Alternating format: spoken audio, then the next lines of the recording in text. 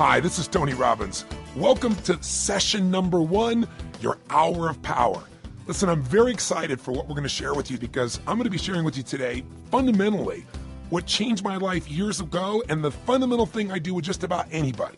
I mean, what I do when I'm working with a president of a company or a young person, a pro athlete or a mom or a dad. Somebody wants to make a change, and we're going to go beyond philosophy into the real mechanics, the real strategy, the real tools. This is where it all starts. And to start this session, I'll tell you what I want to talk to you about. I want to talk to you about what's missing. Yeah, missing. What's missing from your life? You might say, wait a second, nothing's missing from my life, Tony. I'm on a roll. I'm here with you on the ultimate edge. I mean, my life is great. I'm just here because I like to improve a few things. Okay, I believe you. But if you're really honest, I bet there's something missing. And by the way, there's nothing to be embarrassed about that. We're so weird as a society. It's like we all want to be perfect. Something missing from my life? Nothing's missing. We try to cover it up even to ourselves.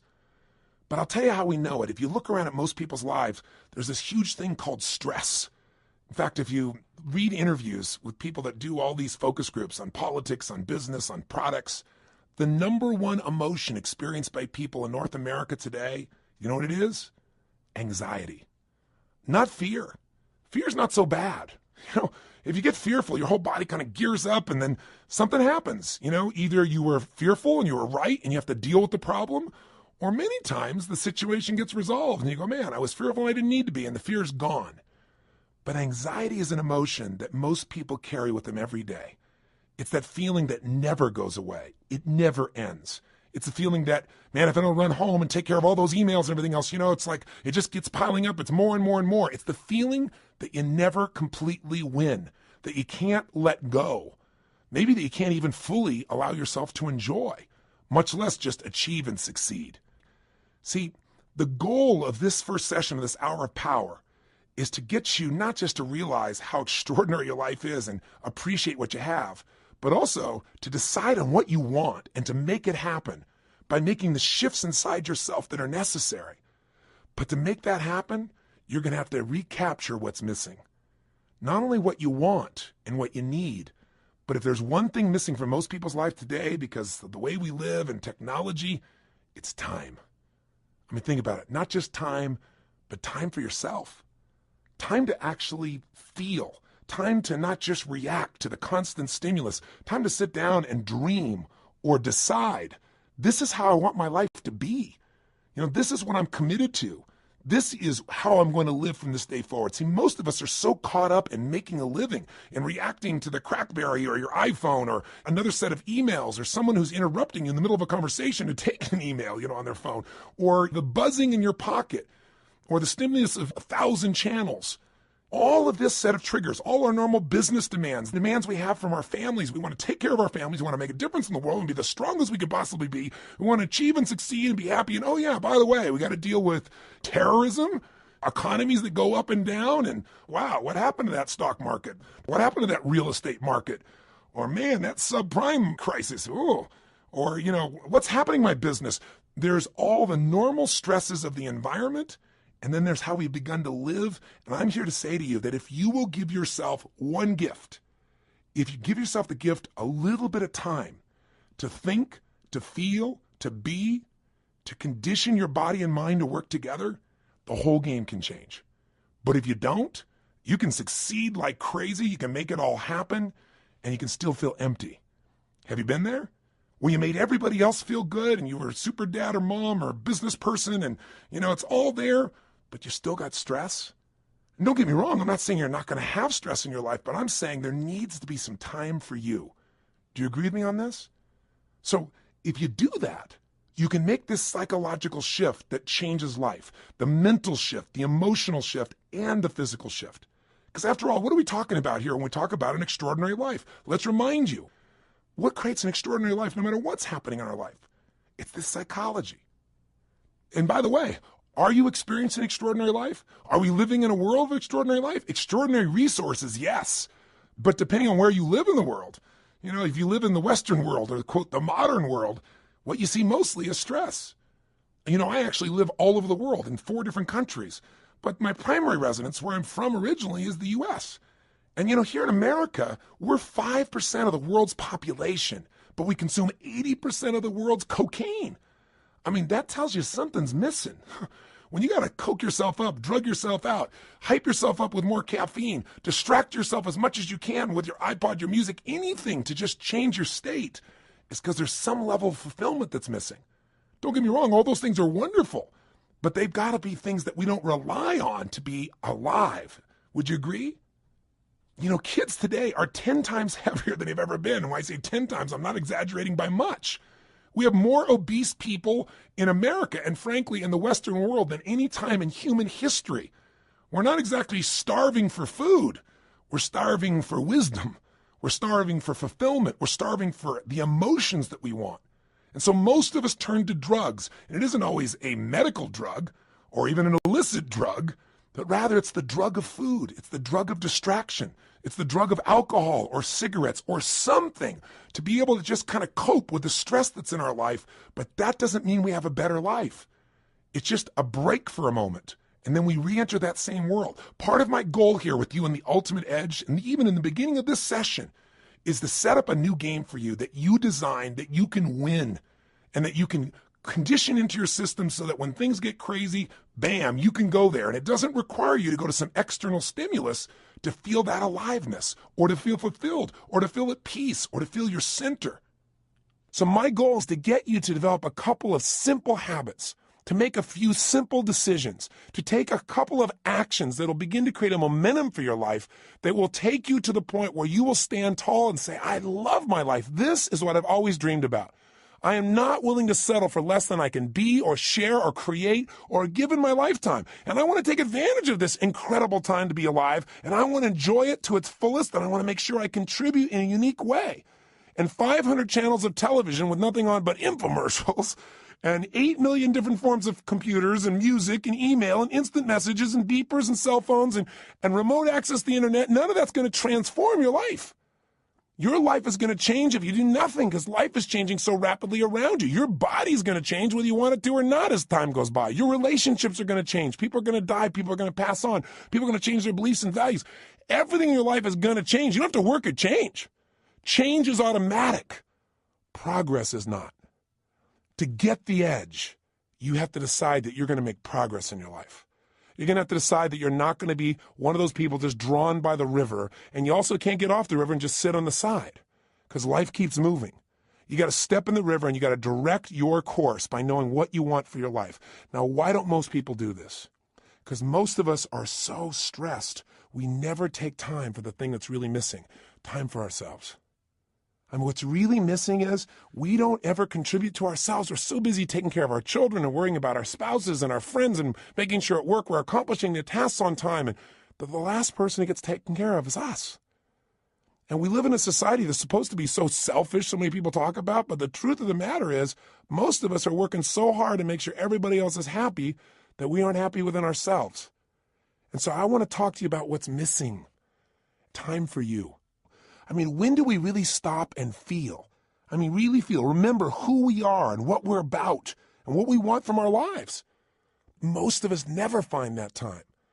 And so what happens to most of us is since we're constantly in the action of doing, you know, the old phrase, we're not human doings, we're human beings. It's kind of corny, but it's true. We don't take the time to be. And so what occurs is, out of the stress of doing, constantly competing, trying to make sure we achieve, and we contribute, and take care of the family, and we make everything happen, most of us to survive look for a way to stop and distract ourselves. And so we drug ourselves. And the drug isn't always regular drugs. We don't call it drugs. We call it food. Because if you eat enough of that stuff and load up, guess what happens? All of a sudden you relax. You know, especially if you overeat, all that blood rushes into your stomach, you know, and you start to breathe again. Do you ever notice when you're going, go, go, go, go like this, you're not breathing very much? That creates just a bit of stress. And some people, that's not enough. They get CNN and then they're working on the internet simultaneously and they're getting a conversation on the other side because they figure if they can keep enough things going in their head, they can forget about all the stuff that's stressing them. You know, they don't even care about what's on the television. They don't really care about what they're surfing on the net. They just need an escape. But you know, you'll never escape your way to fulfillment. You'll never escape your way to joy. You'll never escape your way to an extraordinary life. The only way you get that is by deciding what that means to you. What is that extraordinary life? What is that fulfillment? What is it you want? And that's got to be a process that is consistent, not something you do once in a while when you got a birthday with a zero on the end. Not something that you do, at New Year's where you sit down and go, all right, I better look at my life, see how I'm doing. All right, let's make some resolutions that I know I'm going to break within the week. And then I'll check in on them maybe a year from now, next New Year's, and see how I'm doing. That's called recipe for failure. Do you think most people in life are fulfilled? Or are most people in life stressed? Now, let me tell you, stress is a code word for fear. See, when somebody says they're stressed, that's because they don't want to say I'm fearful. No, I'm just stressed. I have all these things to do. Well, why are you stressed about it? Well, if I don't get them done, if you don't get them done, what? Well, then everybody will be upset. Well, what if they are a little upset? Well, well, then I'll have failed. Well, if you fail, what does that mean? Well, you keep on digging. If they fail, they feel like if they failed, then they're worthless. If they're worthless, they won't be loved. Stress comes from making things more important than they really are. And most people in life are spending all their time majoring in minor things. They're putting all their focus, all their energy, all their attention on responding to the reactions of the moment, rather than stopping in that timeless place of who you are and saying, gosh, what is it that I really want today? What do I want to create? Because I got to tell you something. Everything in the outside world, everything around you that you like or dislike, that's stressing you or that you're thrilled about, was first created on the inside. Everything that you're experiencing in your life, your relationship, the way your kids are, your job, your opportunities, it all started with decisions you made in your head. Decisions about what to focus on, decisions about what things were meaning, whether you should be upset about it or whether you should learn from it, whether this is a challenge, an opportunity, or a crisis. And the decision about what you're going to do, these decisions are shaping your life. You got to understand, getting the edge simply means this. 80% of success in anything in life is psychology. The ability to manage your mindset, your ability to find the opportunity in any situation. This isn't stupid positive thinking where you just sit around and, go to your garden and say there's no weeds, there's no weeds, there's no weeds, there's no weeds. I don't believe in that kind of positive thinking. It's garbage. There's weeds there and you got to pull them out. But you got to have enough intelligence, enough psychology to say, I'm not going to see it worse than it is. Because, people say I'm skeptical, I'm pessimistic. Oh, garbage, you're fearful. If you say you're skeptical or you're pessimistic, what you're really saying is, I'm afraid of being disappointed. I don't want to get my hopes up. I don't want to look naive. So I don't want to be hurt again. But I got news for you. If you're going to have an extraordinary quality of life, if you're going to get the edge in life, where the passion and the juice and the joy and the fulfillment and the happiness and the love and the family is, where the Quan is, like Jerry Maguire talked about, right? Where you got it all. You got the love, the respect, the connection, the contribution, the money, the fun, the fame, the whatever. Whatever your definition of the ultimate level of life, that edge comes when you master your mind and your emotions. But you know what? 20% of your success is mechanics, and they do play a role. And sometimes our mechanics are getting in the way of our psychology. Sometimes we've structured our life where there's no time to think or be. So you say, okay, if you ran into a rave, what am I supposed to do? All right, you start to kind of say, I should take some time for myself. Where am I going to find that? I got to get up. I got to take the kids to school. I got to make it to work. I get it all done. I come back home. I got to pick them up. I got to take them to dance lessons, to soccer. Well, then I got to work on my homework. Then I got to answer all my emails. When am I going to do this stuff? Stop. We all get what we have to have. That's it. The most basic principle getting the edge is for you to understand and for me to remember, for all of us to remember, we all get our musts, we don't get our shoulds. Everybody's got a list of shoulds. I should take time to work out. I should take time for myself. I should actually go on a diet. I should make more calls. I should just allow myself to listen to some music and meditate a little bit. I should do my taxes. But most people doing this stuff, they just what I call should all over themselves. You don't want to should all over yourself. Here's what's true. What you must do, what you believe is a must, happens. Right now, you're earning what you must earn and not a dime more. Not what you want to, don't get me wrong. And listen, I know I sound like I'm ranting. That's because I'm a nut. But by being a nut, I've achieved a lot. I've achieved a lot of things in my dreams and goals that have happened because what I am is I'm unreasonable in my expectations. So if I sound unreasonable, it's not to be disrespectful and it's not just a rant. It's because I know I've spent the last 30 years of my life now with more than 3 million people from every walk of life, from presidents of countries to presidents of companies to parents to children, best sports people in the world. I've had the chance to find the difference in people, and the difference is in their unreasonable psychology. That unreasonableness has gotten them to say, this is a must and I will settle for nothing less. And those individuals, whether it's a woman like Rosa Parks on a bus who says, no, I will not move to the back of the bus. That was completely unreasonable. She had no way to back it up, and she changed the world. Or a little lady, tiny woman with no background, no education, no money, who decides she's going to change the world, Mother Teresa. A person who by the power of her will, her psychology, her unreasonableness, by making it a must to help people that no one would help. By making that her must, she changed the world. When she died, every major leader in the world flew. 100,000 people lined the streets to watch a woman who supposedly had no resources. Unreasonable men and women shape the world. If you want to get the edge, you got to get unreasonable. The way you get unreasonable is you turn your shoulds into musts. And I'm here to tell you, you're earning what you must earn. You have the time you must have. You know, if you say to me, oh, you know, I really want a relationship, but I'm not in one, then your relationship's a should and not a must. What's really a must is you don't want to be hurt. It's a must not to be hurt. And if it's a must not to be hurt, you're not going to be in a relationship. Because if you're going to be in a relationship, there's going to be hurts. That's part of the nature of a relationship. But there's going to be more joy than could ever imagine, too. Right? The advantage. You want to get the edge? Get over your fear and tell yourself the truth. We got to take a specific time each day where you break away from the hypnosis of the culture that tells you to settle for less than you can be, that tells you not to get your hopes up, that tells you you should protect yourself, that tells you that basically your life cannot be what you dreamed about as a child. And I'm here to tell you that as long as you buy into the culture, you'll be like the majority of the population who have no advantage and have to settle for a life that really is what I call no man's land, a life where they're not really happy, but they're not unhappy enough to do anything about it, a life where there is no passion and no real drive, just that sinking feeling that your life does not have a real meaning or a real purpose, but you got to continue. That's a place no one wants to live, and that's unfortunately where the majority of people live. Do you agree with me on this or disagree?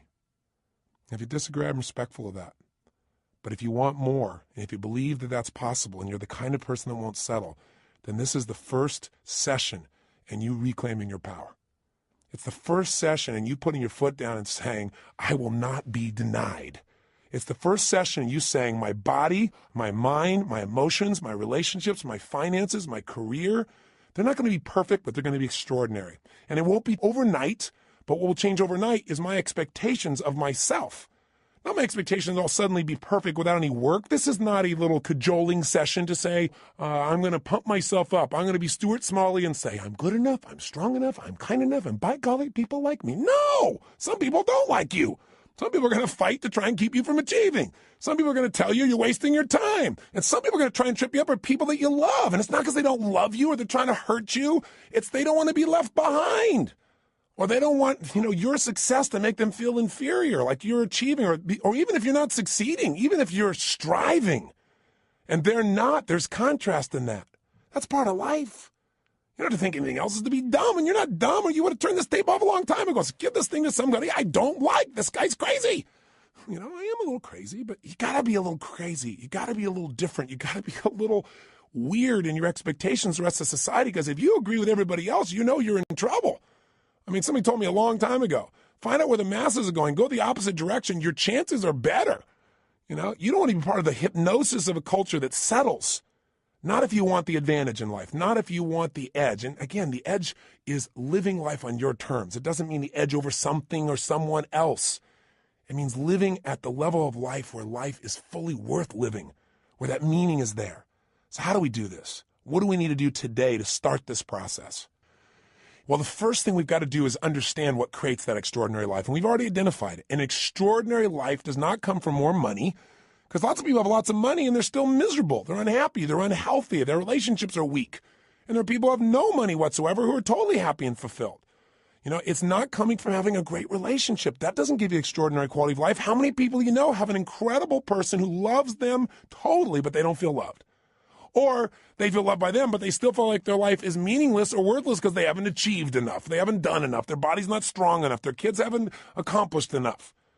See, it's not going to come from money. It's not going to come from relationship. It's not going to come from your job. It's not going to come from getting a raise. It's not going to come from anything but you finally stopping and understanding that the quality of your life is in direct proportion to the quality of the emotions you're in on a daily basis. If you live in frustration, if you live in resentment, if you live in anger, if you live in rejection, if you live in self-pity, if you live in those emotional states, the quality of your life, no matter what happens, no matter how much money you get, no matter how many people think they love you, no matter how much you achieve, will be worthless. If you live in a space of gratitude, if you cultivate the emotion of passion, if you cultivate the emotion of excitement, of love, of compassion, of drive, of hunger, of ambition, of appreciation, of grace, of humility. In those states, it won't matter what happens in your job. It won't matter what challenges come, because they're going to come. I mean, it's only a matter of time. You'll have another one soon. We all got problems. Problems are a sign of life. And the way we deal with them determines the quality of our life. And the way we deal with them is, where do you spend your time emotionally? Where are you? That idea of an extraordinary life only comes from an extraordinary psychology, which is a mindset that allows you to find an empowering meaning in whatever life gives you. I mean, I meet people all the time that are so upset over the littlest things. And you meet somebody who's terminally ill and you don't even know it. You don't even know. You find out later on from somebody else. They're so happy. They're so exciting. You talk to them and say, how do you do this? And they say, listen, to me, it's not how long I live. It's how I live. I'm here to live fully while I'm here, while I'm alive. I'm going to get upset about little stuff like that. I have a friend that was shot down in Vietnam, was locked up for 7 years. His name is Captain Jerry Coffey. And Captain Coffey and I have been friends for several decades now. But I'll tell you, the greatest thing he did that allowed him to make this one of the best experiences of his life, which is ridiculous as that sounds, he really experiences and believes, is because he developed a set of rituals while he was in that prison that allowed him to take control of his body, his mind, his emotions, and to this day, they live inside him. One of the most valuable things of this session, the reason we call it this hour of power, and the shortcut to it, by the way, is called 30 minutes to thrive, or at least 15 minutes to be fulfilled. Everybody's got 15 minutes, is a set of rituals of what you're going to do with your body, your vision or focus, your emotion, your language, that will gear you up to be able to handle anything. Where literally whatever happens, you'll be able to say the same thing about that aspect of your life as Jerry Coffey said about those 7 years. See, in any moment in time, you can be upset about anything. Because what's wrong is always available. I mean, if there's nothing wrong with you, if you got kids, there's something wrong there. I promise you, just look. Or there's something wrong with your spouse. There's something wrong with your boss. Or there's something wrong with the world. There's something wrong in Africa. There's something wrong somewhere. What's wrong is always available, and so is what's right. If you don't consciously decide what you're going to focus on every day and make it a priority, then weeds grow automatically. You don't have to plant weeds. They're automatic. You don't have to worry about gravity. Something's going to pull you down unless you use your will to stand up and move. You go, well, it's just natural to be down all the time. Well, then it's natural to lie on the ground, right? But how we have an extraordinary life is we resist the natural forces. I remember years ago when I met Norman Vincent Peale. He was amazing. He was 92 years old and he was doing a seminar. And I was 32 at the time. And I thought, gosh, only 60 more years of this. And so I said to him, I said, Norman, what are you doing still going out here doing seminars at 92 years old? And he was so cute. He turned to me and he said, Tony, there's still a few negative people out there. I started laughing. I said, you're the best. And I said, tell me, what's the most important thing you want people to understand when you're talking? He said that problems are a sign of life. He's the person I got that from. I said, what do you mean? He said, well, everybody's talking about how they don't want any problems. He said, but the only people without problems are people that live in cemeteries. And I said, I heard that somewhere. He said, well, yeah, I said that in 1936. I said, my God, he's been around a while. But the reason I tell the story about him is the idea of resistance. He said to me, when he first met Gene Tunney, who was the heavyweight boxing champion of the world back then, he said, I went up to Gene and I said, Gene, how do you get muscles like that? And Gene looked at me and said, do you really want to know or are you just asking? And Norman said, actually, I was just asking. But he said, I didn't say that to him. I said, yeah, I want to know. And he said, Gene looked at me. He got really intense. He put this grimace on his face. He made his bicep really huge and showed me the size. And he said, you know how I get this? Every day I push against enormous amounts of resistance. And my pushing against that resistance sculpts these muscles. They expand by demand. I thought, wow, expand by demand. That's pretty cool. And Norman looked at me and he said, I thought about that for a long time. He said, you know what I realized? He said, I realized that God gives us problems because problems are the resistance that we have to push against to sculpt our character, to sculpt our souls. And he said, if we didn't have any problems, we don't have a life. And I thought, he's right. The only thing I want is a better quality of problem. In the beginning, I had the problems like, oh, how do I eat? How do I take care of myself? Then in my business, how do I get someone to show up? Then it was like, oh my God, we can't get a big enough stadium. These are quality problems. I have to remind my team of that. But the reason I tell you that is whether it's a problem or whether it's an opportunity, it comes down to focus. If you're in a lousy state, everything's a problem. When you're feeling strong, when you're in that place, when you feel alive, then all of a sudden what used to be a problem is like, we can handle it. But if you don't do something every day to get yourself in that state first, and you first get hit with stuff, I promise you, you're not going to deal with it the same way. So let's get right to the point here. If you're going to have an extraordinary life, that life where you are juiced, then all that means is you're going to have a life where the primary emotions of your life are the ones you want. See, it doesn't mean that life works out every way you want. Sometimes it rains on your parade. Sometimes the events of your life you can't control, but you can control what it means to you. And when you control what it means to you, you have the ultimate power of your life. You have the edge, the ultimate advantage. See, I'll give you an example. Did you see that movie that won the Academy Award, Life is Beautiful? It's a story of a man who has an extraordinary life. Not because he has more money than anybody else, not because he's in a situation where everything is easy, but because he's alive. He has this joy about him. And by the way, if you've actually ever met Roberto Benigni, the man who plays this character, you know that he lives this way day to day. You know, he was authoring this thing from himself. He's such a joyous guy. And when he won the Academy Award, you never saw so much emotion. He was like a little boy, and everybody loved it because nobody else has the guts to be that way. Or they've forgotten what it feels like to just feel, to be alive. What makes him extraordinary? An extraordinary psychology, an extraordinary mindset, an extraordinary way of looking at the world. And in the movie, the man has that, doesn't he? And who does it affect? Everyone. Everyone within the realm of his influence. His wife feels like the most cherished person on earth, and so does he. Because when you give that kind of love and that kind of joy, people give it back. It's infectious. His son seems so happy, and they're in the middle of the Nazis taking over their country, and if you know the story, I won't run it, you know that they get picked up. And there's such a connection amongst the family that the wife is not being sent away, and she gets on the train with them. And there in the middle of this camp, this man with his extraordinary psychology figures a way of looking at the situation for his son, presenting it so that his son sees it as a game. Isn't life a game anyway? Instead of this horrible situation. And because he has that perspective, in the end, his family survives. See, if you want your family to survive, if you want them to succeed, if you want them to have joy, if you want your kids to have a lasting love, if you want to be able to give gifts in your life and not just take care of yourself, then you got to have an extraordinary psychology within yourself. It's not where you live physically, it's where you live internally. There are two worlds, the inside world and the outside world. We can't totally control the outside one, but we have absolute control in the inside one. But you know what? Most of us are too busy to take any time to check out and see how it's going on in here.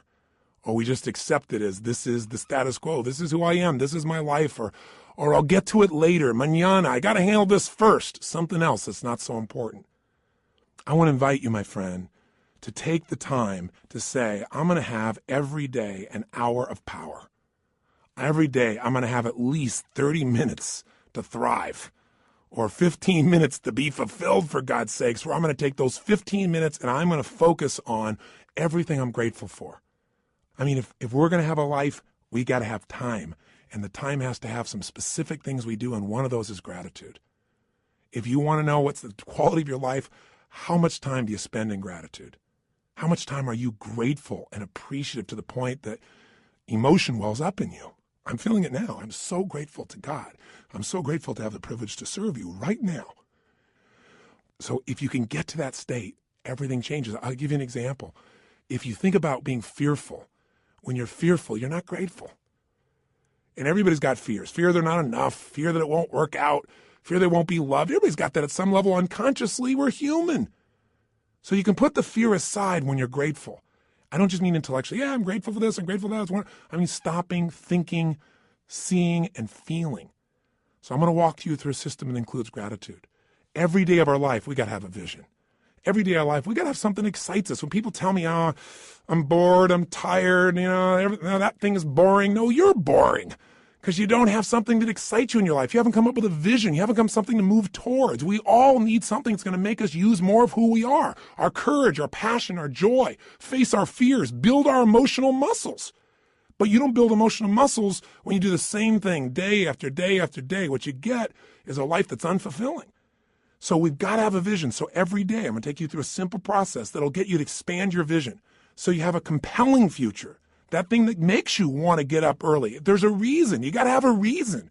And, I have friends that have sold their companies. One guy sold his company and made almost $1 billion in cash, about 800 million plus. And, he was so excited for about 2 months, maybe 3. But you know what? After that, there's only so much time you want to sit on the beach by yourself because everybody else is working, and doing something and being productive. There's only so many cocktails you can take. There's only so many, movies you can watch. There's a limit to it. What he needed was a new vision. Anytime you achieve a goal, as you get close to it, you better set up the next one real quick, because otherwise it's kind of like postpartum. You were looking forward to that baby, and now you got him. And sometimes in the middle of the night, you're going, what did I do here? Have you ever had that experience? I got 4 kids. I can relate. I hope you can. But you know what? You also have the experience on the other side of it. It's so wonderful. It's kind of like you got to have a vision for what your life's about now. Without a vision, people perish. And you got to have a daily vision that'll excite you. Otherwise, life becomes mundane. And there's nothing worse than an okay life. I told you, you're not going to have that when we're done here. I promise you, if you get this little habit, you won't have to settle for a mundane life. What people are going to go is, what happened to you? Because there's an excitement in creation. There's not a lot of excitement in maintenance. You have to maintain your body. You got to maintain things, but creating things, that's what God created us for. Gave us the gift to make choices that could create new things, businesses, ideas, families, friends, a garden. And it's available to every one of us. But if you don't get a vision each day, then the day is not going to have much juice, is it? So every day there's got to be a little time for vision, right? Time for gratitude, time for vision. Every day you got to move. I'll tell you why most people are unhappy. They don't move. Look at our lives today. Most people live in a box, don't they? And then what do? They get up in the morning, have a box cereal breakfast, right? And then they get in their box and they drive. And sure enough, they drive to their box office. They go up a box elevator. They type on a box. They talk on a box. They have a box lunch. They drive their box home. They turn in a box to be entertained. And maybe they just really go for the variety and have a cylinder to try and change their state. Listen, life has got to be about movement. When you move, you're alive. Emotion comes from motion. The more you move, the more you feel. Motion in your voice. For me to have this voice change, I'm changing the way I move. You saw me right now, you think I'm a maniac because I'm moving different ways, but that's how you feel. And by the way, the less you move, the less you feel, the less alive you are. If you're totally rigid, totally inflexible, no movement, this is known as death, right? So if you have emotionally, you're stuck, move. So every day you got to move. Now that can be a simple, gentle form of exercise, but it's something that's got to happen. And by the way, if you want a great relationship with anybody, what do you got to have? Some time with them, don't you? How about you? How about you? And not only do you have to have time with them, but maybe have a conversation with them. And most of us got conversations in our head, but we're not directing them. So we're going to show you each day how to have a conversation that you direct, a way of directing your mind, of shaping your mind, of conditioning your mind. It's kind of like going to the gym and just getting in the best shape of your life, but it's the best mental, emotional, spiritual, physical shape. And you don't need me to do it. I don't have to follow you around the rest of your life. This is going to be something you're going to do for yourself. And remember, if you don't do this every day, it's okay. I don't do it every day either. But I'll tell you what I did. I did it for years. I did it for months in a row. The way I shifted myself is I realized I can't do this once in a while. I got to drive it in my body. And I did. The physical change, the focus, the language, until I literally felt it, breathed it, experienced it. I literally drilled and programmed my mind that I would follow through, where I would expect the best, where I would take action without hesitancy. If you're not yet getting the result, come back to this process. If you miss a day, just do it the next day. But I will tell you this, if you do this for the next 30 days, 21 minimum, couple of weeks, absolute minimum, I'm talking at least 15, 20, 30 minutes, you're going to get momentum. You're going to get addicted to this. You're not going to be doing like it's a chore. You're going to look forward to this time with yourself. You're going to come out so vital and strong for your day, or it's the end of the day to get ready for the next one. You're going to love it. And I will tell you, I've talked to people who've done this for years and then they stop for a while and then something else showed up in their life and they know exactly where to go to get back on target. They come back to this hour of power.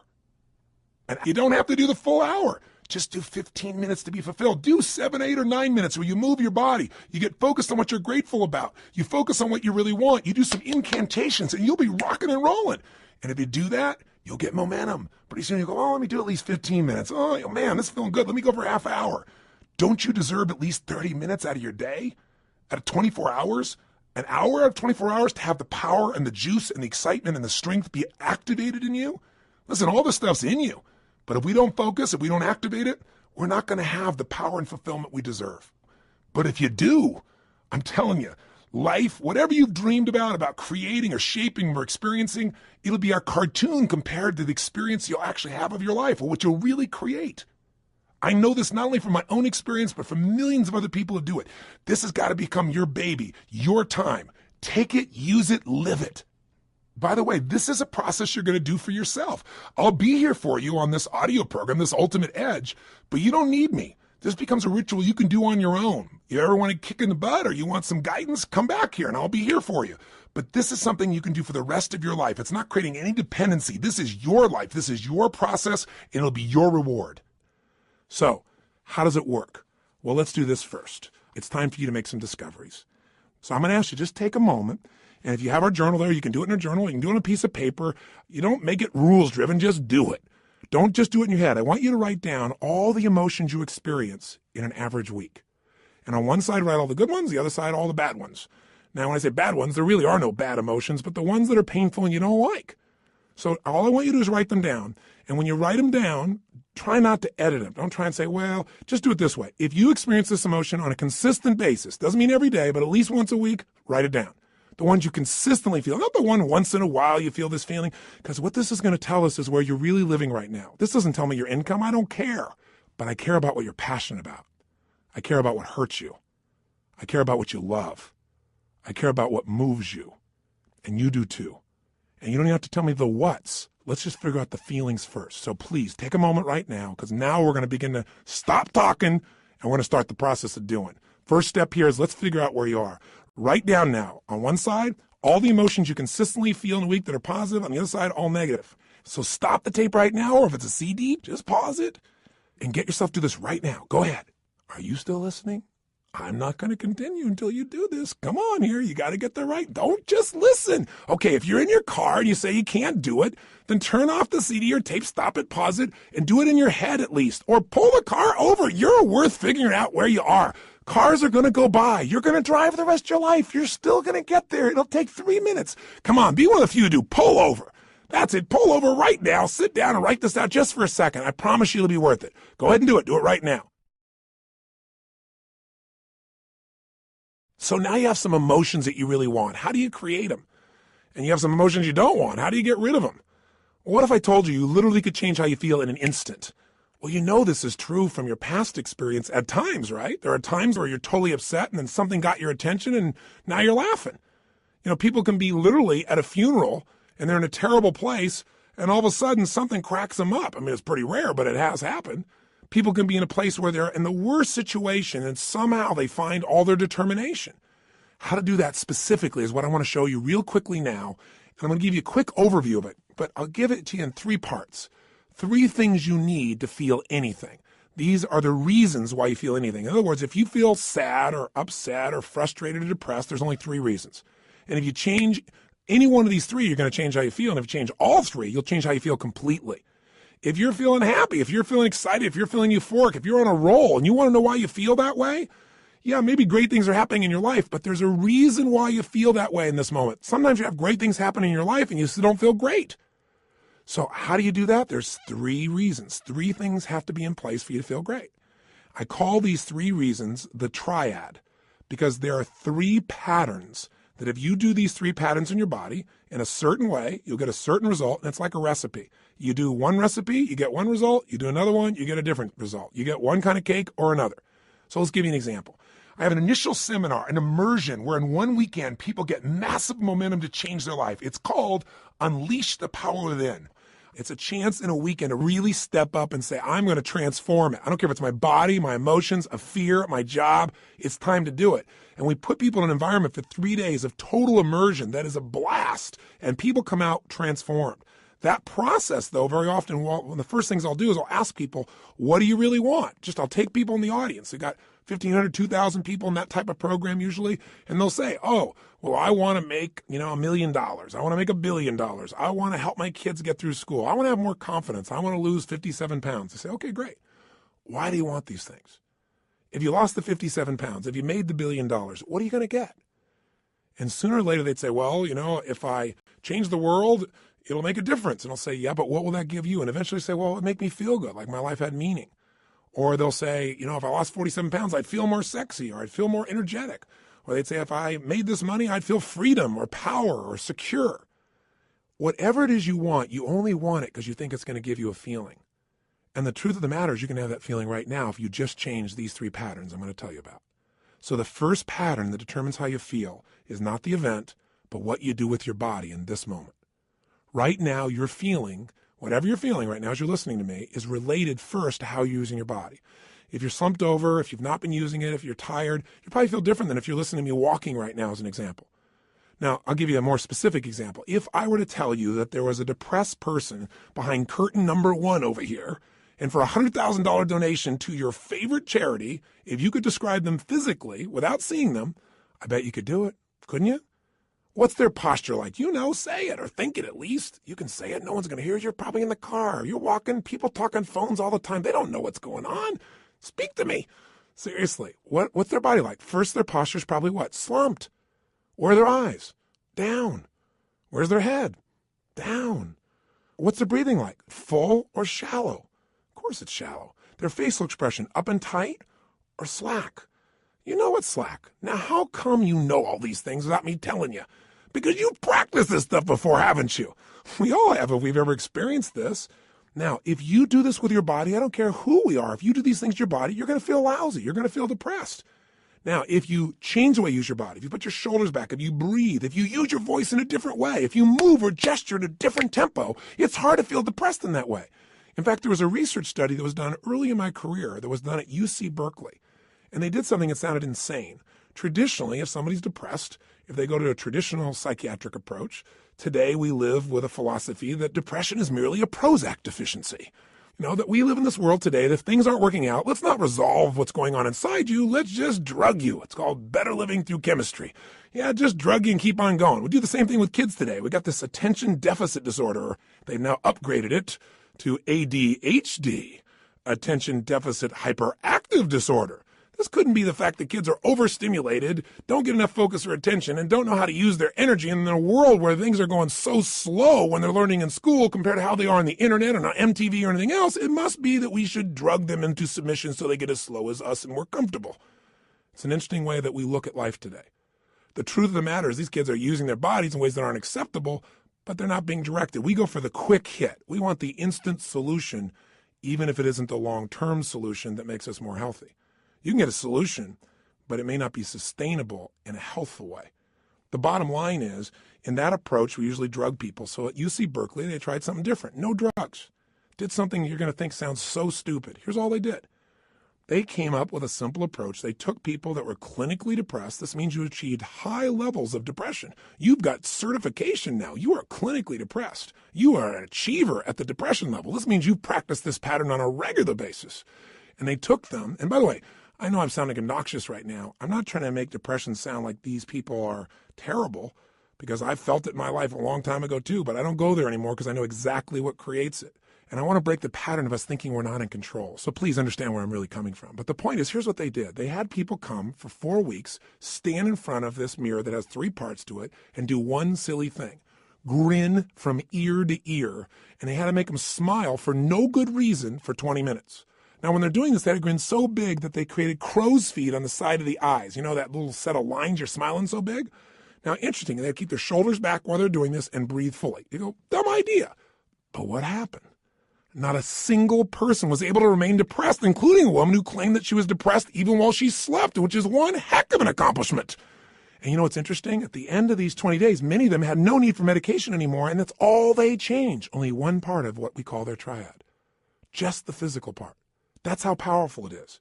See, if you rise up, if you move up, if you use your body in a totally different way, you're going to feel different. Emotion is created by motion.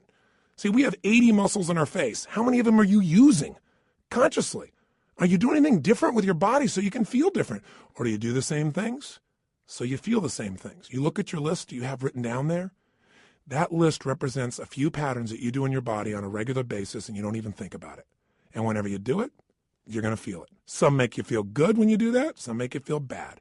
By the way, when you think about a movement, to breathe, you got to move. To sing, you got to move. To speak. If I start talking like this, I'm moving organs in my body in a different way than if I start speaking more like this. And I said, hi, I'm Tony Robbins, and I'm going to share with you now how to have an extraordinary life during the next 7,000 hours of this program. You've got, turn this guy off quick. There's got to be some combination of energy there, and that energy comes because I'm not sitting in a chair here. I don't have a script in front of me. I'm looking at this microphone. I'm visualizing your face, and I'm trying to think what I can give you that I know will make a difference based on 25 years of experience. And I'm telling you, the number one thing is change the way you move. Change the way you use your body, and you'll change the way you feel now. Instantly. I don't care how bad you felt if you change it. Now, if you just change it for a second and you move your hands up for a moment, you make a little minor change, you'll get a minor change in feeling. But if you make a radical change, if you go, yes, I'm doing this now, I'm sick of this, I promise you're going to feel different than if you go, I don't know what to do. I know this sounds so stupid, but it works. And you know what? The best study of life is what works, even if it's simple. It's nice to have things simple. Why do we have to make it so hard to feel good? Here's the second part of the triad. The second part is the pattern of focus and belief, and they relate to one another. See, whatever you focus on, you're going to feel whether it's true or not. Have you ever had an experience where somebody did something, or you thought somebody did something? Even better example. You heard, you thought, and you thought they did it to take advantage of you. And as you focused on that, you got angry or sad or hurt. And then later on, you found out you were dead wrong, that either they never did it, it wasn't true, or that wasn't their intent, and you felt bad about it, or you felt embarrassed. How can that be? Because whatever we focus on, we feel, whether it's true or not. Focus equals feeling, just like the way you move affects your feeling. See, right now, if I said to you, what are you juiced about in your life? What could you be excited about? If you really wanted to be excited in your life right now, what could you be excited about? Or what are you proud of? Or what could you be proud of if you wanted to be proud? Or who in your life do you really love? Who loves you? Think about it for a moment. Who do you really love? Who loves you? By the way, how does that feel when you focus on or you think about someone you love? See, whatever you focus on, you're going to feel. Focus equals reality to the individual, even though it's not reality in actuality. I'll say that again. Focus equals reality to the individual, even though it's not reality in actuality. That's a complicated way of saying whatever you focus on, you're going to feel, whether it's true or not, because your brain doesn't know the difference between something you vividly imagine, that's called focus on, or something you actually experience. It's very powerful. If you use this to your advantage, it means something very simple. How fast can you change how you feel? As fast as you change your focus.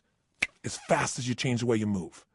See, right now, if you're focused on something that's really upsetting or something you're worried about or something you're fearful about, you're going to feel those feelings. If you focus on something you're really grateful for, you're going to feel a totally different set of feelings. See, you are in control and you can change your feelings in an instant. The problem is we don't believe we can change that fast. And the second problem is we have patterns of doing this, don't we? We tend to, like, on a regular basis, focus on what overwhelms us or focus on what we're upset with in our spouse or focus on why we failed in the past. And if you keep focusing on things where you didn't succeed, guess what? You're going to feel like a failure. And when you feel like a failure, you're not going to take action to make things better. You can't build on the past that doesn't work. But you can also focus on what you want, on what you want to create. You can focus on the solution. Hey, when you got a problem, everybody's got problems. But 95% of your time has got to be spent on the solution. 5% of the problem. Most of us spend all the time describing the problem more and more and more and more detail, and we wonder why we feel overwhelmed. Focus is the secret key to changing, and you can do it in an instant. One way to change your focus is to change the third thing, your language patterns. See, all day long, we're thinking. What's thinking?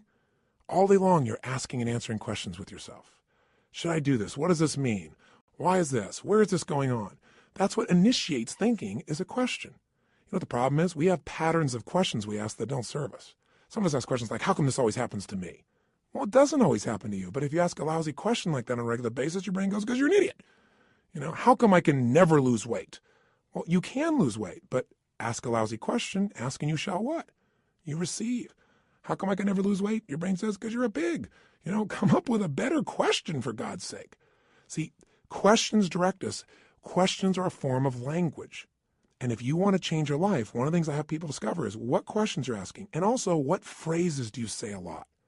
Because phrases hypnotize us. We have certain words by themselves that'll change the way you feel. If somebody says to you, hey, listen, I think you're mistaken about that. You might have one feeling. They go, you're wrong. You feel something very different just by the language. If somebody says you're lying, you have a whole different feeling, don't you? One word can change the way you feel when someone else speaks it to you. The words you select powerfully affect you. And I don't mean just being positive and doing the Stuart Smalley thing where you got positive self-talk, right? And you say, I'm good enough, I'm strong enough, and by golly, people like me. No, I mean noticing the habit of the words and the emotions they create.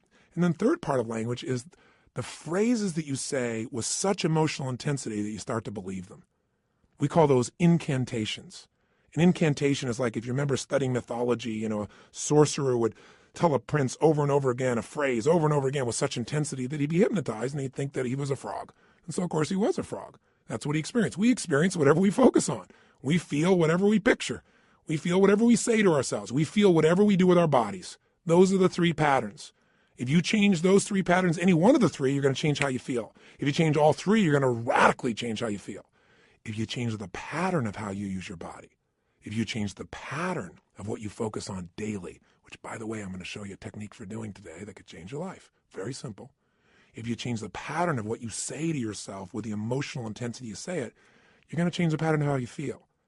Now that means you could pick any feeling you want and say, if I want to feel that way, what do I do with my body? When I'm in that state, how do I move? How do I speak? What do I do? Let me try it. When I'm feeling that good, what do I focus on? What do I really focus on?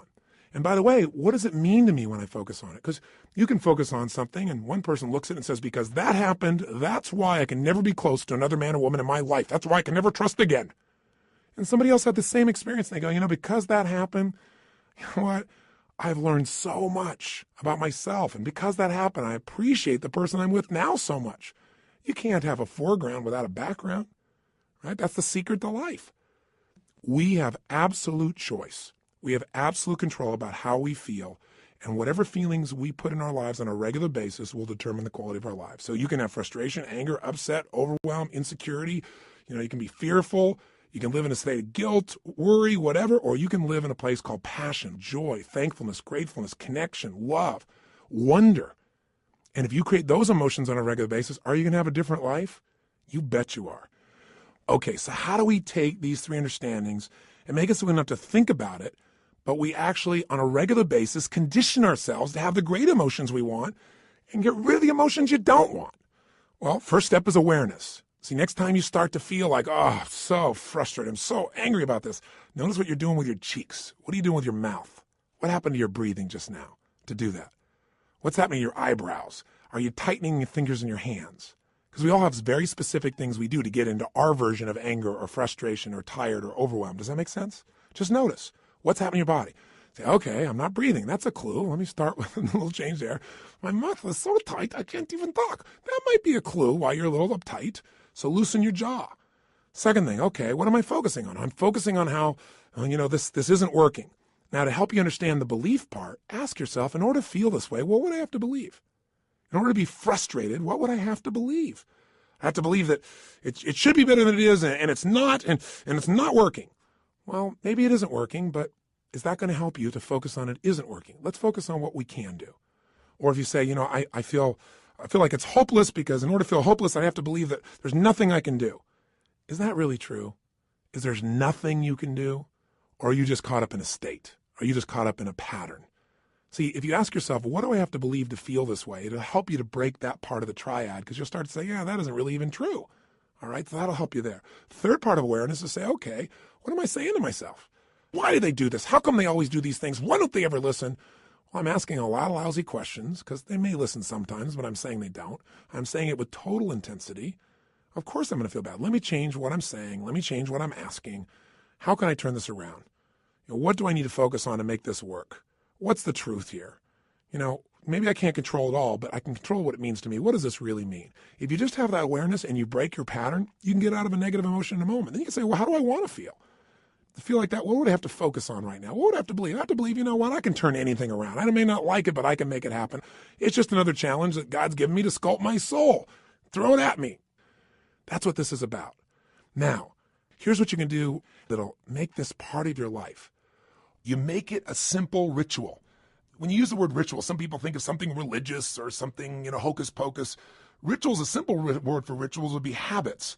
But I think rituals is better because every person has rituals, whether they know it or not. In fact, your rituals equal your results. If you look at your life and let's say your body is not where it wants to be, I promise you, whether you know it or not, you got rituals.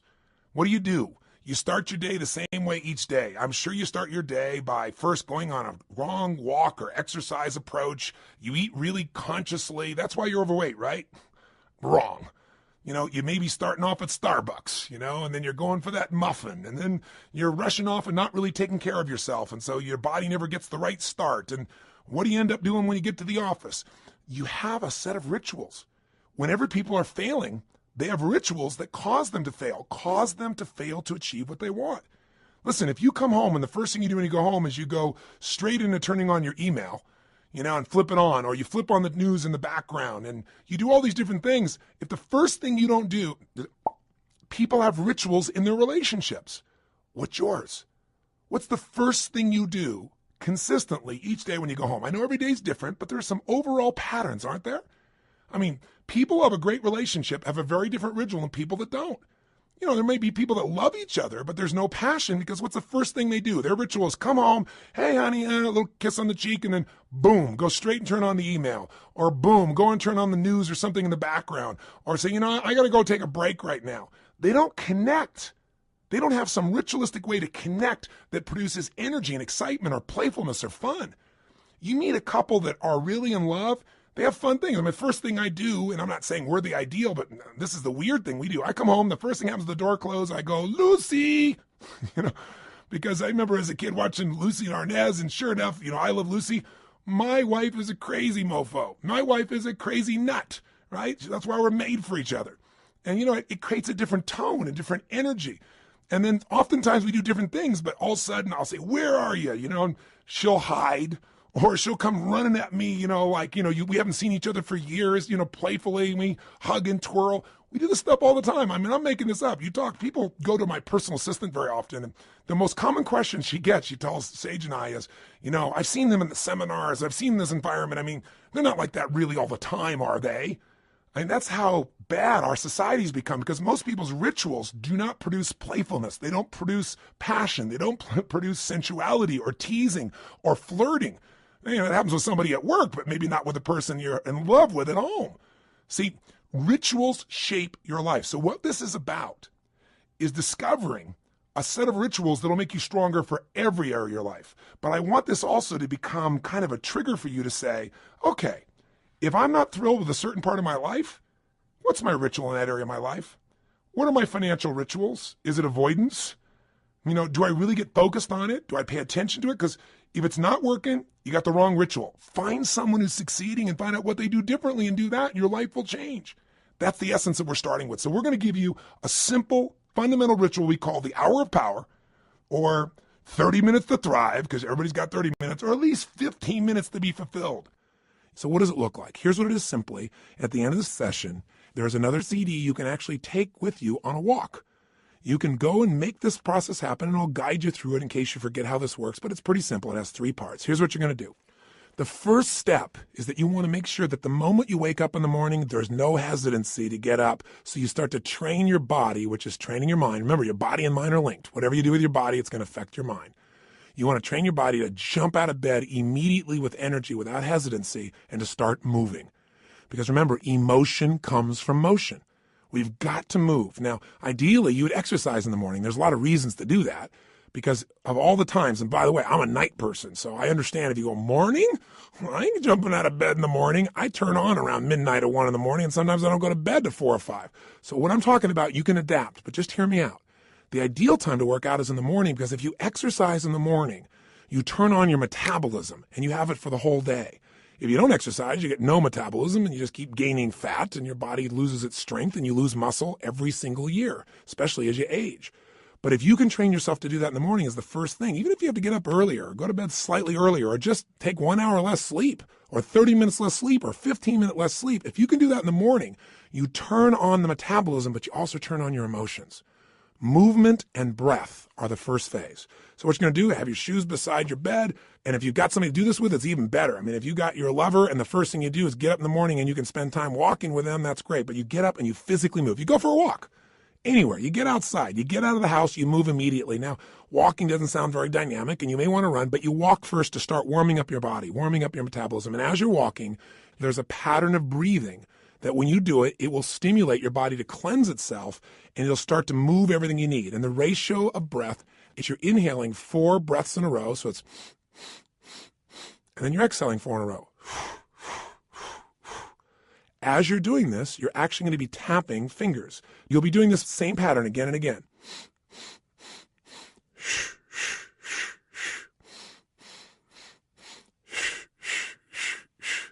This pattern of breathing will alter your state. You will literally, after doing this for about 5 minutes, begin to feel radically different. Now, you're going to inhale through your nose, as you probably heard, and exhale out your mouth. Now, this is something called breath walking. There have been studies done on this at MIT, and it literally alters brain functioning. But you don't have to know the studies to be able to feel what it does in your system. So all you're going to do is for the first 5 minutes, enjoy yourself. Get up. You don't have to worry about, oh, I got to run right now. My back's sore. You just get up and you start to walk. You walk for about 5 minutes with this breathing pattern. Step 2, you get grateful and you begin to visualize.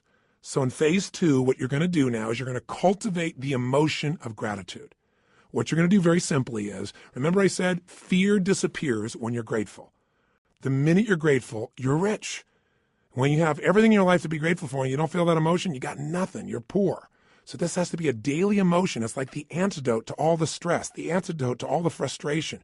But you got to cultivate it, because if you go into a state of depression on a regular basis, pretty soon your body goes there automatically because it's conditioned, it's trained. It's like what we call anchoring it. By going into that physiology, by breathing, and by visualizing. So what you're going to do is you're going to focus on and ask yourself, what are all the things in my life I'm grateful for while you walk? So you're outdoors, you're moving, so your pattern of physiology makes you feel good. Now, as you're moving, you think about everything you're grateful for. And I usually start with a circle. I start with myself right here and my wife, Sage, and I think about all the things I'm grateful to God for in my life, my health. I start to think immediately, okay, my family members, and I think about them and I send love to them. I make this spiral of thought going out. And then I think about my close friends and my close business associates, and then all the people I get to serve through my work in the world. And I just expand it. You think of moments you're grateful for. You know, a moment that I had with my son where he shared something with me that just made me cry. It was so beautiful. You know, there are moments in your life. So what are we doing? We're moving and breathing. That's changing your physiology. We're being grateful. That's a focus. And so now you change your focus. And now what you focus on is everything that you really want in your life, but you focus on it from the state as if it's already been achieved. I honestly start just giving thanks for it as if it's done. I am so grateful that that business deal has come together the way it has. So what I do is I begin to see it as if it's already done. Because remember, your brain can't tell the difference between something you vividly imagine and something you actually experience. So I see it. I feel it. I think about it. I feel the emotion as if it's already achieved. The more you can program your body and your mind and your emotions that something's achieved, your brain can do things you're unaware of. And if you focus on what you want continuously, you'll move towards it. Whatever you focus on, you move towards. Most people are focused on what they're afraid of. So as an example, when somebody's out of control in a car, they immediately look at the wall they don't want to hit. And of course, as they look at it, they steer right into it. The same thing happens in life. Wherever you focus, that's where you go. Don't focus on what you fear. Focus on what you want and make it real. The more certain you are that what you want can happen, the easier it is for your brain to figure a way. When you say this is important, your brain starts noticing anything that'll get you to what's important. And if you believe it's already happened, you know enough about life that when you have that kind of certainty, your brain will find the way. Now you start focusing on today. What do you want to create today? You think about meetings you're going to have. What do you want to make that happen? Instead of going, oh, I got to go to this meeting. What do I want? Most people think about what they have to do. Think about what you want to do. Who do you want to turn on, excite, make happy? Who do you want to make laugh? What do you want to achieve there? What do you want to accomplish? See, the more you can see it in advance, you got to remember, everything that's in your outside world started in your inside world. Everything in my life, my kids, my businesses, this conversation with you started as something in my head, and now it's real. The same is true for you. You got to create in your head first the way you want it if you want it to show up in your life the way you want it. Most people create in their head what they don't want, and so, of course, they keep manifesting what they don't want. So even for this day now, focus on what do you want to create out of this day. Think about what's coming up. How do you want it to go? How do you want to feel? How could you respond? And just get yourself juiced about the day. So now what you need to do is incantations. So if you're walking, as you're walking, you can be doing this. You can even be doing it with the same breath you started with, where you can be going, I love my life. I love my life. I love my life. You go, that sounds so positive, thinky tone. But you know what? If you do it over and over again, you're going to be vibrating. I've done incantations my entire life. It's how I've conditioned myself. 25 years ago, when I first started speaking, I was 17 years old. I'd made some changes in my life really quickly, and I started sharing it. And I didn't have speaking skills, but I had a state. You know, when you're in state and things just flow, it's just like having a conversation. You don't have to think about it. It comes out of you. But I made myself get in state because I was fearful. So I said, I got to focus on how to serve, not on am I going to do a good job. I need to focus on giving, not on how am I going to do. If you focus on how you're going to do, you're going to get worried. So I created an incantation, and I've done it for 25 years before I go on stage every single time. If anyone's been backstage, they'll see what I do. I make a big change in my body, take an explosive breath, shh, and I do this thing I call a power move that stimulates my body so I'm at the strongest state I can be. Second thing I do is I do my incantation. And what I do is I say this. I say, I now command my subconscious mind to direct me in helping as many people as possible today to better their lives by giving me the strength, the emotion, the persuasion, the humor, the brevity, whatever it takes to show these people and get these people to change their life now. And I do it again and again and again. Now I can do it once today, and I'm there. Because I used to do this literally for 45 minutes driving someplace. I'm driving my old Volkswagen Bug, and I'm supposed to do this speech to share with people how they can do these things. Or I'm supposed to meet this person one-on-one. And I would literally chant this out loud. Now, why do you do it out loud? Because if you go in your head, that doesn't affect you. Speaking engages your physiology. And when you speak with certainty and intensity, it conditions you. So the bottom line is you do this while you walk. So if you're conscious about this, you can do it under your breath, like I said. You can do it in a breathing pattern. You can do something simplistic, like, every day and every way I'm getting stronger and stronger. As you're jogging, as you're walking, every day and every way I'm getting stronger and stronger. Some old phrase from an old book from years ago. Anything will work as long as you say it with intensity. Every day and every way I'm feeling happier and happier. Every day. And you say it again and again. And what you'll actually get is a rhythm. I'll tell you what incantations do in case this sounds stupid to you. Maybe it'll help. Have you ever made the fatal mistake of going to Disneyland and getting on a ride called It's a Small World After All? If you have, you know the power of incantations, because what's stuck in your head for the next 3 weeks? That song in 37 languages, right? Or if you hear a song and you get it in your head and you can't get it out, and it goes on and on and on. Well, this is a way to get the right idea in your head and condition it, but not just the idea, the feeling. So now what you need to do is exercise, ideally 20 minutes, no less than 15, 30 even better. And if you can do 45 minutes, that's wonderful. And that's how you get to the hour. And so at the end of this hour of power, you want to celebrate. You want to say, my God, I got myself to do this thing that set me up for victory. Now, you won't have to work at celebrating, I promise you. You'll feel so good, you'll be vibrating, especially if you did the incantations. Now, this process, you might say, well, I'm not going to run 5 times a week. And you don't have to. You can just go on a walk. And you can do this process, this hour of power of focus, and you can spend 10 minutes on gratitude, 10 minutes on visualizing, 10 minutes on what you want to have happen today, and do it in 30 minutes. This is your freedom. But I can tell you, if you'll give yourself an hour, where 15 or 20 of those minutes are based on these 3 things: massive changes in your physiology that make you feel great, massive changes in your focus that make you focus specifically on gratitude and specifically on what you want to have happen and feeling like it's already been achieved, and then massive changes where you push your body to be stronger and you make some incantations, you say some phrases over and over, at least 5 or 10 minutes of it, you will have conditioned your mind, your body, your emotions, and your spirit will soar. And now you will deal with problems radically differently. There won't be problems, there'll be challenges for you. And more importantly, you'll be excited to connect with people. You'll be excited about your projects. You will affect people around you in a different way because you will have an extraordinary psychology. Now, by the way, these fundamental rituals, they really come down once again to doing something to change your body, something to change your focus, something to change your language. Where did I come up with this? Well, the biggest changes of my entire life have always been engaging those 3 forces. I mean, I've called it the triad then, or the hour of power, but these are the things that changed me. When I was in my very early stage of my life, and my mother and father got in this major conflict, and my mom got really upset, so she kicked my father out, and you get a sense of who was the power in the relationship by that description, don't you? But the bottom line is she thought I was on his side, so I went out next, and it was Christmas Eve, and I had to figure out how to survive. And so one of the things I did was I stayed at some friends' houses. I dealt with, I lived a pretty intense and crazy life at that stage. I was 17 years old, and I was working as a janitor. And I worked in a place called San Marino, California, and I was living in a city called Azusa. I was still in high school, and I would literally take buses to be able to get to this place in San Marino. I worked with two banks, Security Pacific Bank and Lloyd's. And I love being a janitor because I could work in the middle of the night and you got paid for results. Instead of lollygagging along, man, I kicked butt. I went in there, put, the equivalent of my iTunes on, but in those days, it was this big 8-track portable player. That shows you how ancient I am. But I carried it around from room to room, and man, I just kicked butt. And I got through that thing, they gave me 6 hours to do, and I think I used to do it, if I remember right, like in 3.5 or 4. But it took hours to get there, hours to get back. Not just one bus, but I had to make connections on them. So long story short, I'm doing this, I'm not getting much sleep and getting up in the morning, going to school, and I'm burning out, but I'm still sticking with it. And I'm upset with my mom because I feel like she is not listening to me. And frankly, this is not an attack on my mom. Thank God she did this. This made me so strong. At the time, I hated her guts, honestly. But, she was pushing me in ways I didn't really realize at the time. You don't always understand as a kid. I just had my own story about it. But all I knew was I was trying to survive. And the bottom line of the story, and the reason I'm telling you this in terms of rituals is this. I'd finish maybe 1:30, 1 o'clock in the morning, and then I'd get out there and I'd jump on that late night bus and start the long journey home.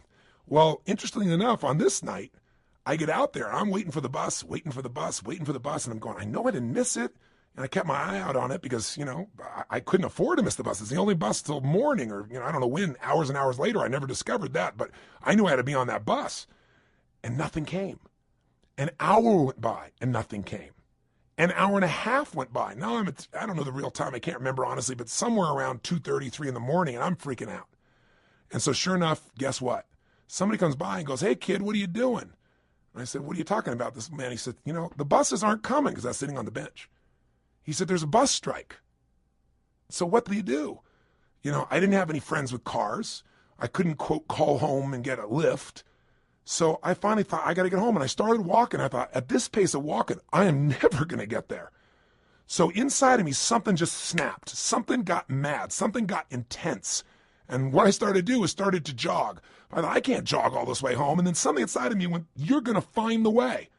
You're going to find the way. And I started doing these incantations. In those days, I'd just started reading these books on programming my mind, some of those old basic books. And I started, as I was jogging, going, every day in every way, I'm getting stronger and stronger. Every day in every way, I'm getting stronger and stronger. And then after doing this over and over again, it became like an addiction. You ever had one of those songs get stuck in your head? Did you ever make that fatal mistake of going to Disneyland and riding on that ride called It's a Small World After All? And then that song is stuck in your head for like next 3 weeks in 167 languages. Well, this can happen in a positive way. This incantation, I kept changing. I'm getting healthier and healthier. I'm getting stronger and stronger. Honestly, I think in the very beginning I went, I'm going to show her. I'm going to show her. It was anger initially, honestly. I'm going to show my mom she can't stop me kind of thing. And then it converted into joy. I ran from San Marino to Azusa. How long is that accurately? I can't tell you to the exact mile, but it's roughly 12 miles. I'd never run 3 miles in my life. But I want to tell you something. At the end of that run, I never felt stronger in my entire life. I felt like I could storm through anything. Nothing was going to stop me. And that created a whole new momentum in my life. And what was it? Physiology, focus, and language at the most intense level. And literally to this day, when I have faced things in my life over the last 20, 30 years, I can pull back up that moment, that experience without even thinking about it. It almost gave me, it's like it made that fundamental muscle. Now, after that time in my life started to take off. And eventually, obviously, mended things with my mom and my family, and everything became beautiful. And equally importantly, I grew as a man. I wasn't a stupid boy who was just focused on himself. I really started to shift how I could contribute, how I could grow, how I could make a difference. And in a short period of time, at a very young age, here I was, a very successful young man. I was written up in newspapers and magazines. My nickname was Wonder Boy. My ego started to grow real big, And the interesting thing happened was I then got beyond my comfort zone. I started feeling that third pillar. I didn't call it then, but I started feeling these inner conflicts. I mentioned this when I talked to you a little bit in that first session on decisions and destiny, but I found myself in a place where I was making a lot of money. And I grew up very poor. And I had this blueprint, this mindset that said, man, I've gone through, 3 divorces with my mom. I've seen these men come and go. All of those arguments were based on financial stress. That's the story I had in my head. Obviously, it was more than that. They had conflicts in their values and their beliefs, but I simplified it to that. So I thought, man, if I can earn enough money, I can make everybody happy. Love will be there. But That's not what happened. I went back and started hanging out with my friends, and all of a sudden they started like, yeah, you got money now. And I had all this judgment. I was never doing it for money. I was doing it because I wanted to make a difference, and I wanted to have some financial freedom too. So you know what I started doing? I started to sabotage myself. I didn't do it consciously. I did it unconsciously. Started not showing up for key meetings, started showing up late, started snapping at people. And I'm a loving guy, and I'd feel bad about it. And then I'd apologize to the person, but then I'd go do it again. It was like unconsciously. I wanted to get back to where I knew everybody would be okay with me. They'd be okay if I was successful, but not too financially successful. And the bottom line is, if you've heard the story of my life before, people come up and say, how did you change your life? When you're back there in Venice, that's where I was. I lost everything financially. I moved into this cheap little, one-room bachelor apartment, not a bedroom, just one room. I was living in that room. I had my little cooking plate I had. I used to wash my dishes in the bathtub. 2516 Pacific Avenue, apartment 3A, if you ever want to check it out. I literally went back there years ago and knocked on the door to see who was living there and see if I could help them out, see if lightning could strike twice in the same place. That's a whole nother story I'll tell you sometime. But the point is, I found myself in this place where I was waking up each day feeling sorry for myself. My life was a mess. I was watching television all the time. I was eating to try and fill myself up because I wasn't filled up emotionally. And I gained 38 pounds in about 2.5 months. And again, that's not easy to do. So, what did I do? I kept eating and just not moving as much as possible. But what changed me was a series of events, one in particular, but a series of them that really made me feel humiliated, made me look at my life and say, man, somewhere inside of me, I know I'm more than what I'm demonstrating mentally and emotionally and physically and financially and spiritually. And the day that all snapped for me, the way I changed it was with the same ritual. I didn't think about it consciously. I just went, look, I got this big gut. I got no energy. I feel like I got no control over my life. So I decided I was going to go on a run. Now, going on a run is not something I'd done for several years at that point, at least a year and a half. And I had this big gut. And so I put on, in those days, what used to be known as a Walkman. Don't know if you're ancient enough to remember those as well. You can see how I was moved from 8 tracks all the way into the Walkman, this giant little device with a headphone. And I remember I played some music from a group called Heart. Do you remember them? They had a song called Barracuda.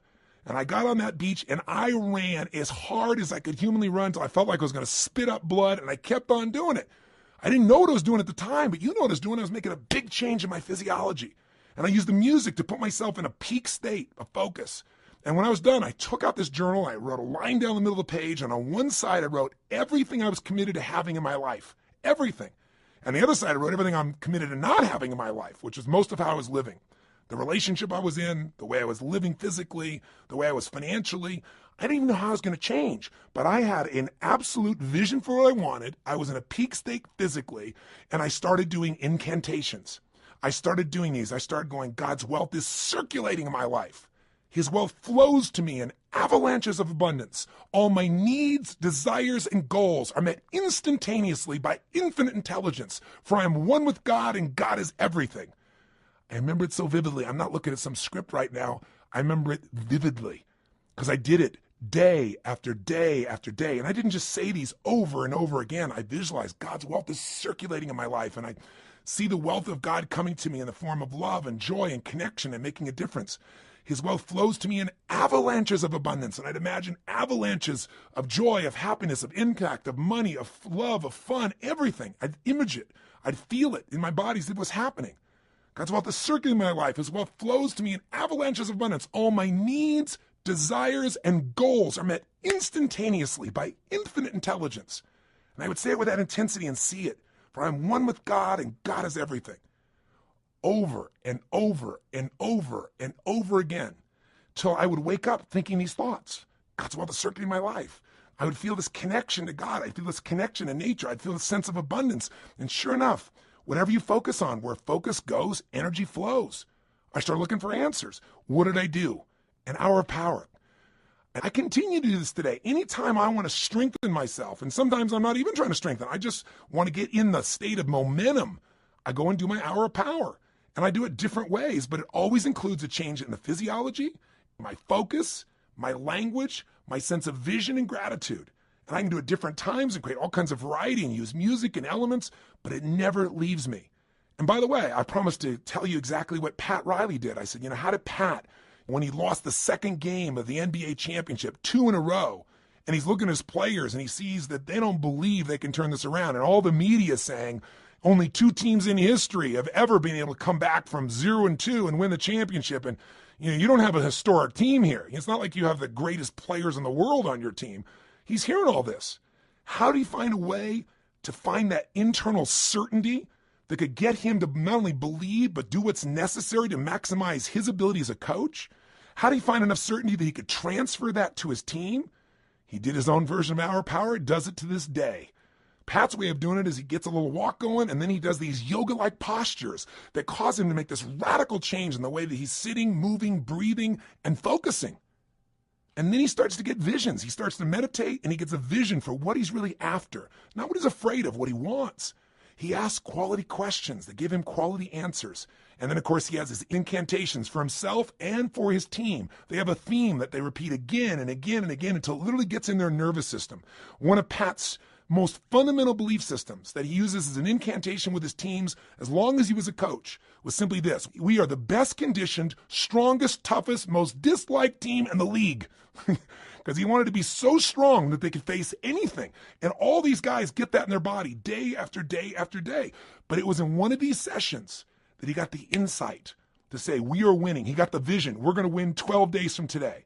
And then his second hour of power, he got the insight. Okay, I'm going to get these guys to have certainty because I'm going to tell them they're only bringing 1 suit. We're not booking in any other hotel rooms, only 1 night. There isn't going to be a 7th game. We're winning on the 6th game, and we're even going to book the venue for victory here in Miami that night when we get home. I mean, I'm going to box us in. He got that out of an hour of power. And then the sharing of the experience of Martin Luther King's writings that came on his 3rd day of hour of power during this process. You want insights? If you want an extraordinary body, it takes a ritual, doesn't it? A ritual of diet or a ritual of exercise. If you want an extraordinary emotion and spirit, it takes rituals. One of those that you might want to add to this hour of power is prayer. If you believe in prayer, this is it. This is a form of it. Maybe the greatest prayer is not asking for things, but saying, thank you. Thank you, Lord. Getting in that place on a daily basis for no less than 15 minutes to fulfillment, and ideally the hour of power, will change your life more than anything else. And if you did it for 6 months, your life will never be the same. Because all the research shows that if you even exercise for 6 months, you'll exercise for the rest of your life because it becomes physically addictive to you. If you get away from it, you'll feel pulled to do it. All you got to do right now is give it a week or 10 days. Do this with me for 10 days, and I promise you, you're going to get some momentum. And by the way, if you want to guarantee success, do it for 30. This process works. All you got to do is give yourself the gift of a little bit of time each day. Are you going to do it? Are you going to follow through? You bet you are. And I'll be with you each step of the way. Now, I know this audio session is much longer than any other than a workshop, because I really wanted to hopefully engage you. My goal was to do everything I could to get you to give yourself what you deserve and to tell you the 3 things that you got to take control of and to remind you of the fundamentals that your life is nothing but your emotions. If you get the right emotions, you'll work out. If you're determined, you'll work out. You can change a state that fast, but you got to get the habit. Are you sold? I hope so, because the sale is for you. It's not for me. It's for you to create what you want long term. If you will do this, and you'll even do it 4 days a week, if you'll just get a habit that you'll commit to and not break, your pride will soar. Because when you just discipline yourself a tiny bit, and by the way, this doesn't feel like discipline. It feels like joy when you do it. But if you discipline yourself just a little bit, you get a positive habit you've consciously created, it spills over into all the areas of your life. So thank you for listening. And what I want you to do is, tomorrow I want you to go do this first thing in the morning. I want you to start out your day by doing this hour of power, or this 30 minutes to thrive, or these 15 minutes of fulfillment. Just do it. And by the way, if this sounds complex and I've overloaded you because it's been a long session, don't worry. I'll walk you through it fresh as we do it, but make sure you get started. The hardest part is the first step. The hardest part to get is momentum. So my friend, I plead with you. Give yourself this gift each day. I mean, this is really one of the most important decisions of your life. And I hope my crazy, outrageous approach pushed you in the right direction and didn't push you away. I hope somehow I found my way into your heart or your intellect or whatever part of you we've got to reach to push the button that launches your life to the next level, to the level it deserves to be. So this is the beginning of a brand new journey. And I'm really grateful that you've allowed me to be your coach in this first part of the process. I think we can make immense progress. So let's start taking real action. Let's not just talk a good game, you and I. Let's do it. Just get your butt out there, because once you get out there, you'll get out there again and again. You'll get that momentum. It'll take over, and the best of you will start showing up every day. And when the best of you shows up every day, you're going to start appreciating yourself, and so will everybody else. So today, look around you. Keep your eyes open for magic moments. They're all around. And be sure, if nothing else today, you live with passion today and every day. I'll look forward to seeing you.